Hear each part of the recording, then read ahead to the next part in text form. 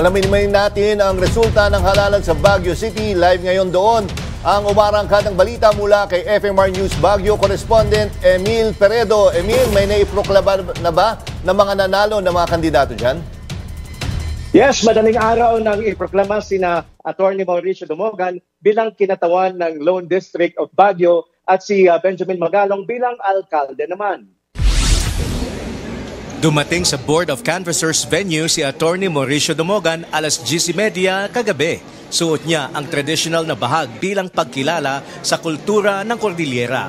Muli niyang pinatunayan na age is just a number matapos na manalo bilang kinatawan ng Lone District of Baguio sa edad na 78. Tinalo niya ang 5 niyang katunggali. Samantala, panalo rin para sa ikatlong termino bilang mayor ng Baguio si Benjamin Magalong. Pero sabi niya, ito na ang pinakamahirap na laban niya sa pagka-alkalde.